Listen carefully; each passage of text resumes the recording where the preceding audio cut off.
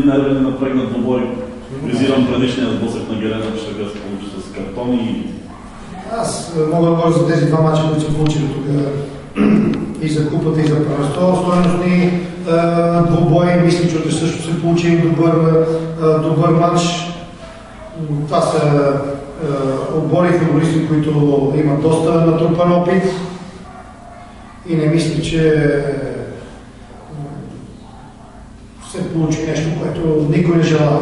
Добър сблъсък и всичко, разбира се, да бъде в рамките на допустимото. Смятате ли, че този матч ще реши окончателно шампионската титла? Не знам. Сега, винаги повтарям, че конкретно ще готвим за матча, който предстои. След матча с предишния матч като домакини имахме 2 дена, 3 само за подготовка, така че тези 2 дена са ни достатъчно, разбира се, и се готвихме само за матча, който ни предстои. Отбора играе добре и като домакини, и като гости, така че аз лично очаквам да продължим добрата серия. Някакви коментари относно назначаването на Петър Винка. Сега появиха се информации, че бил близък с Кола Левски, менеджер. Не знам само. Това е избора, четат там разни неща за него. Излишно ли е според вас назначаването на чуждестранен съдия за такъв начин? Не веднъж съм казал и сега пак ще повторя. Ние имаме добри кадърни съдии, когато наистина са концентрирани и искат да бъдат безпристрастни по време на един такъв двубой. И плюс това, тези съдии, които идват в момента, те не са силни съдии в техните страни. Просто силните съдии ги пазват за тяхното си бързо и на нас ни изпращат посредствен съдията. Доста неща четно за него, които предполагам, че са истини, свързани с УЕФА, международни мачове и така, свързани с неговото представяне в тяхното първенство, така че... Казахте два добри отбора, кой е фаворит? Домакините предполагам. За вас е. Домакините предполагам. Аз, пак казвам, ние не се преснява да играем и като гости, където и да било. Играем добре. И като домакин, и като гости ще играем един хубав терен, ще има публика, предполагам.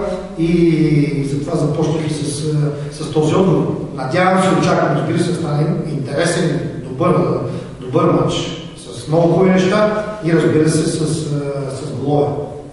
Двата отбора играят да такуваш футбол, вкарат много голове и съм сигурен, че ще има голове. Ако вземем първото по време на матча на с ЦСКА за купата и това стъписване, което се е явяло играчите, какви мерки ще вземат те, защото се предполага, че и тук така ще стане база домакински натиск, получите? Няма стъписване. Просто има малко неизпълнение на някои тактически указания и през второто по време аз се видя, че всичко се колегира и изпълнява това, което им е казано на разбора. Така че няма никакви притеснения. Просто това е един отбор, който иска да бъде шампион, да играе в Европа. В никакъв случай не трябва да представя, че гостува, че ще има много публика или малко публика, или че атмосфиркат и други неща. Доволен сте от представянето на младите футболисти? Георги Балов се появи информация, че може да бъде подкрепен национално. Аз разчитам на всички тези, които са в групата, не случайно. Работим с 25 човека и разбира се, не малко футболисти са млади все още за футбола, работят с по-опитните и това е начин. Получава се добре. Влиза ли в плановете или спечелване по-рано на шампионската титла с оглед да пуснете основните си играчи по чип? Не, в момента мисля само за матча утре. За следващите 4 мача не. Става 5 мача, мисля само за мача, който ни предстои утре. След него ще мислим за другите 4 мача.